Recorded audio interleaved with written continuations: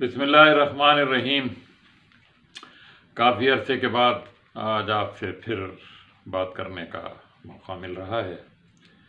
سلسلہ وہی ہے باتیں میڈیا کی۔ گزشتہ چند مہینوں میں میڈیا سے متعلق کچھ اور بڑی شخصیات اس دار فانی سے کوچ کر گئیں۔ جی چاہتا ہے کہ ان کے بارے میں کچھ عرض کیا جائے، ان کی کچھ باتیں یاد کی جائیں۔ اب اس کے سوا ہمارے پاس اور کیا ہے کہ ہم ان کی یادوں کو تازہ کریں اور ان کے لیے دوسری دنیا میں اعلیٰ درجات کی دعا کریں۔ ان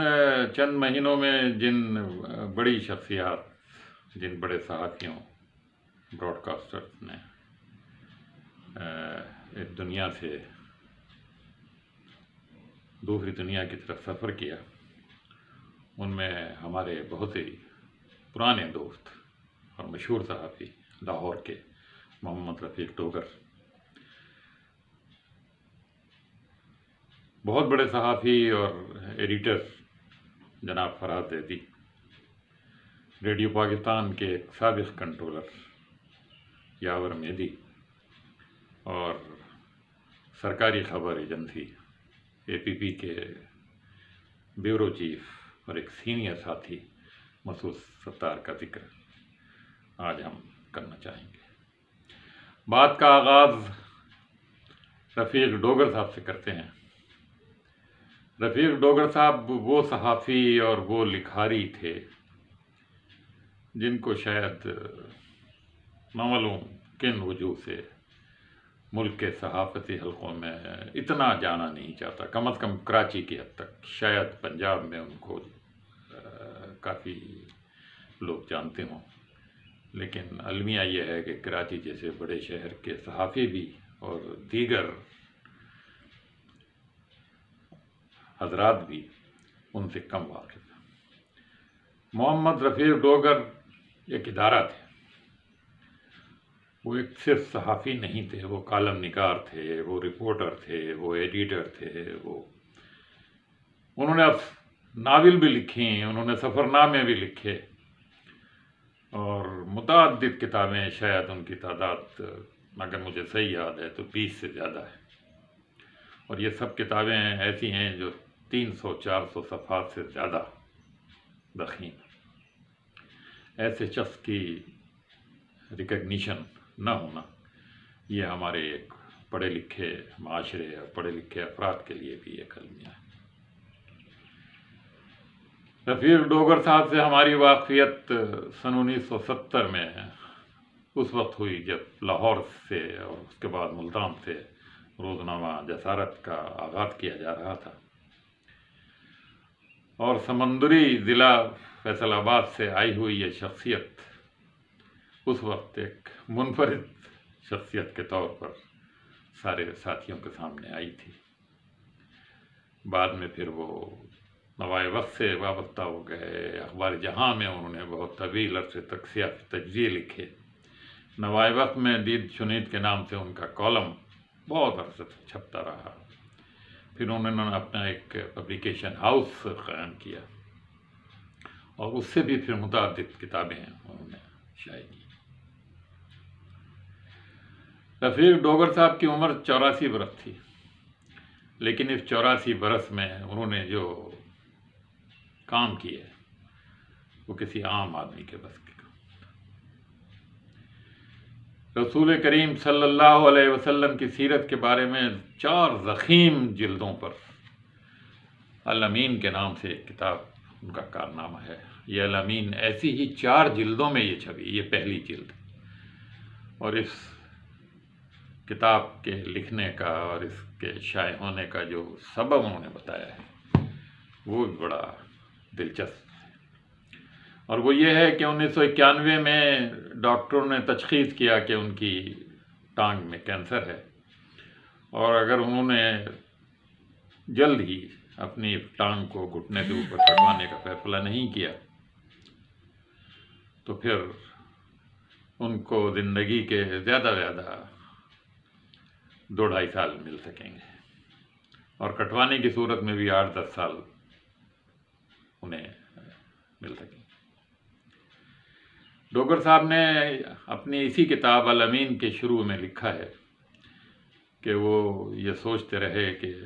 کیا کیا جائے، اور اس کا ذکر بھی انہوں نے اپنے سوائے 1-2 ساتھیوں کے کسی سے نہیں کیا، لیکن پھر انہوں نے ہمت کی۔ انہوں نے کہا کہ میں نے اپنی زندگی میں کوئی ایسا کام نہیں کیا جو میرے لیے بخشش کا اور ثواب کا دوسری دنیا میں باعث بن سکے۔ انہوں نے اسی وقت عزم کیا کہ میں حضور کی سیرت پر ایک تفصیلی کتاب اور زمانی لحاظ سے، یعنی اس سن میں یہ ہوا، اس سن میں اس طرح اس کتاب کے لکھنے کا عزم کیا، اور 1999 میں اس کی یہ پہلی جلد جو میں نے ابھی آپ کو دکھائی ہے وہ چھائے ہو کر سب کے سامنے آ گئی، اور وہ ان 8 سالوں میں بھی بالکل ٹھیک ٹھاک رہے، اور اس کے بعد ماشاءاللہ 2022 فروری میں جب ان کا انتقال ہو،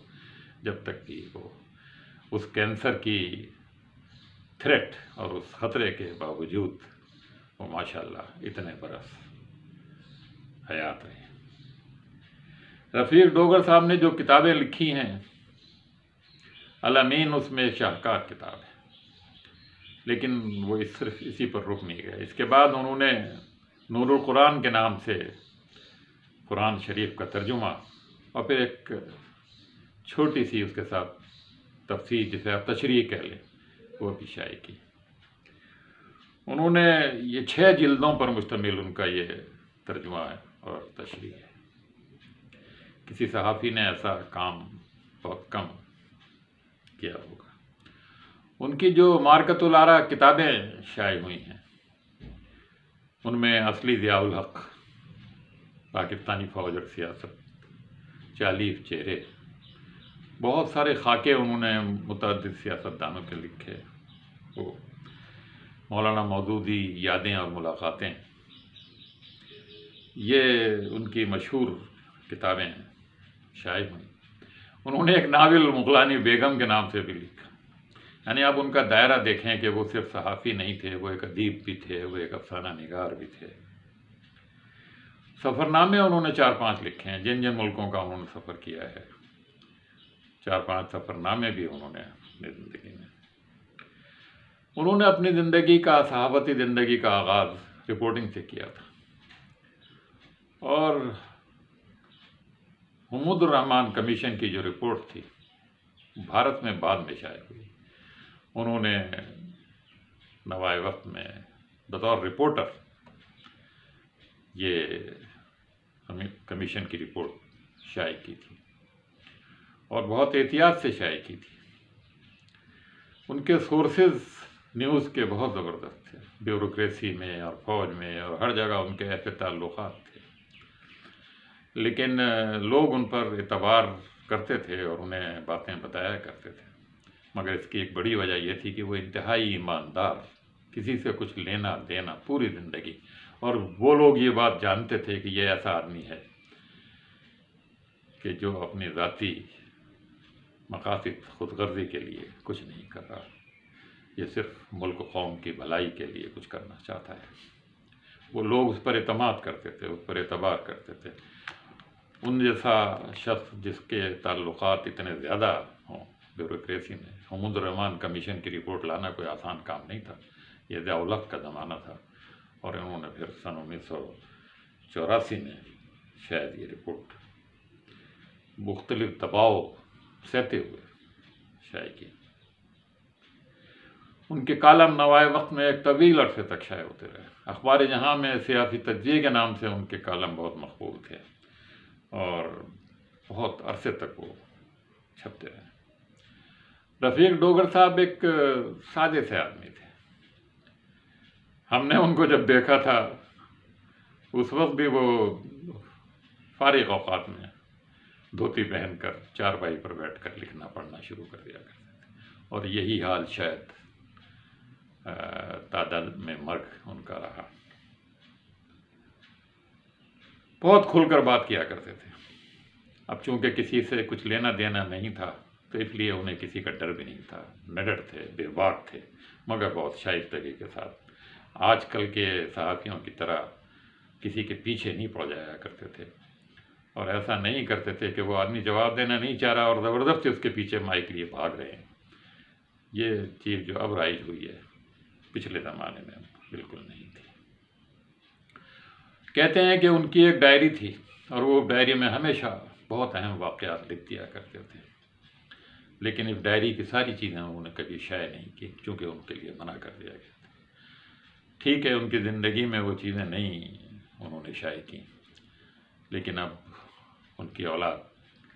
ان کے 2 بیٹے جو اس دنیا میں موجود ہیں اور لکھنے پڑھنے سے شغف رکھتے ہیں، غالباً ان میں سے کچھ چیزیں لوگوں کے لیے ضرور شائع کریں گے۔ یہ ایک طرح کا ان پر فرض بھی ہے اور ان کے والد کا قرض بھی ہے۔ دوسری شخصیت جو ان دنوں ہم سے جدا ہوئی وہ بھی بہت مشہور شخصیت تھی، وہ تھے فرحات زیدی۔ ہم نے جب صحافت میں قدم رکھا وہ اس وقت بھی ایڈیٹر تھے، اس کے بعد بھی وہ متعدد اخباروں کے ایڈیٹر رہے، وہ پی ٹی وی کے ایم ڈی بھی رہے، وہ لوگ پروگرام ریڈیو پر بھی آ کر کرتے رہے، اور سن 1970 میں کے الیکشن سے پہلے جب سیاست دانوں کے انٹرویوز کا سلسلہ شروع ہوا تو کراچی سے جو انٹرویوز لیے گئے ان میں فرحات زیدی کے انٹرویوز بہت مشہور ہوئے، اور انہوں نے جن سیاستدانوں سے انٹرویو لیے وہ سیاستدان بہت پائے کے سیاستدان تھے۔ فرحات زیدی صاحب مسلم اسلام آباد کے ایڈیٹر بھی رہے، حریت کے 2 بار شاید ایڈیٹر بنے، اور اے پی این ایس کے وہ صدر رہے،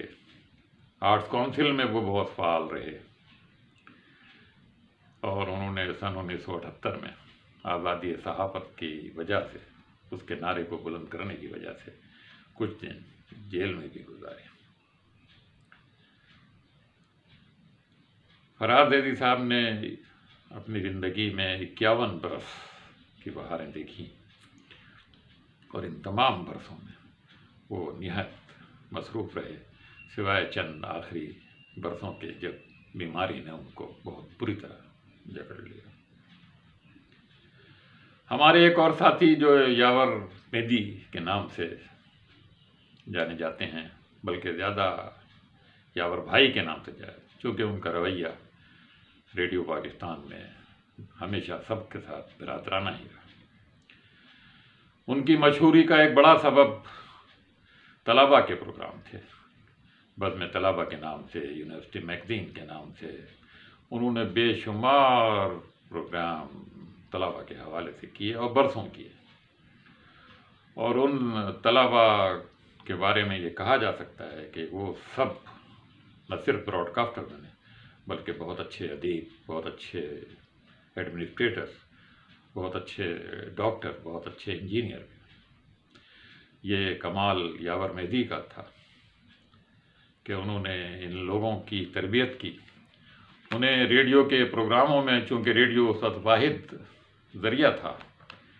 ایسے پڑھے لکھے نوجوانوں کے آگے آنے کا، یاور بھائی نے ان سب لوگوں کی بہت اچھے طریقے سے تربیت کی اور ان کی حوصلہ افزائی کی، اور آج اس کا نتیجہ ہے کہ آپ کی بیوروکریسی میں، آپ کی پولیس میں، آپ کے بڑے بڑے اداروں میں بے شمار لوگ ان کی یاد اور ان کی تحسین کرتے ہوئے آپ کو ملیں گے۔ یاور مہدی صاحب کنٹرولر کے طور پر ریڈیو پاکستان سے ریٹائر ہوئے، اور انہوں نے متعدد شعبوں میں کام کیا۔ وہ کراچی کے علاوہ خوددار اور اسلام آباد میں بھی رہے، اور انہوں نے ان سب جگہوں پر اپنی حیثیت منوائی اور اپنی شخصیت کا لوگوں کو گرویدہ بنایا۔ ایک اور ہمارے ساتھی مسعود ستار خان جو کراچی کی اے پی پی سرکاری خبر ایجنسی کے بیورو چیف تھے، ایک سڑک کے ایک حادثے میں انتقال کر گئے۔ ڈرگ روڈ پر کہیں کسی دفتر کے سامنے وہ جا رہے تھے یا گاڑی سے اترے تھے، ایک رکشا نے انہیں ٹکر ماری اور اس دوران پھر ان کا اسپتال جاتے ہوئے انتقال ہو گیا۔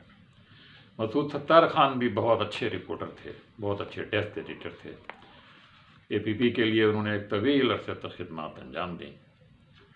اور نہ صرف پاکستان میں بلکہ انہیں اے پی پی نے بیجنگ میں اے پی پی کا خصوصی نمائندہ بنا کر بھیجا، اور انہوں نے 8 برسوں تک یہ فرض نبھایا۔ مسعود ستار صاحب کے ساتھ کئی مرتبہ رپورٹنگ پر مختلف شہروں میں جانے کا اتفاق ہوا، اور ان سب موقعوں پر ان کا دوستانہ رویہ، ان کا مشفقانہ برتاؤ، ان کا ہمدردی کا برتاؤ نہ صرف ہمیں بلکہ تمام ساتھیوں کو یاد ہے جو ان کے ساتھ ان سفروں میں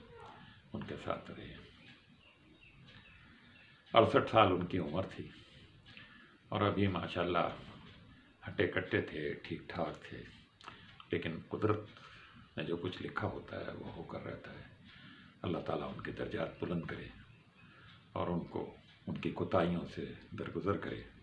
اور ان پر اپنی رحمتوں کا سایہ نازل فرمائے۔ انشاءاللہ پھر نئے پروگرام کے ساتھ، آج کا یہ پروگرام کا سلسلہ نمبر 97 تھا، انشاءاللہ پھر اگلے پروگرام کے ساتھ انور سعید پھر حاضر ہوگا۔ اب مجھے اجازت دیجیے، اللہ حافظ۔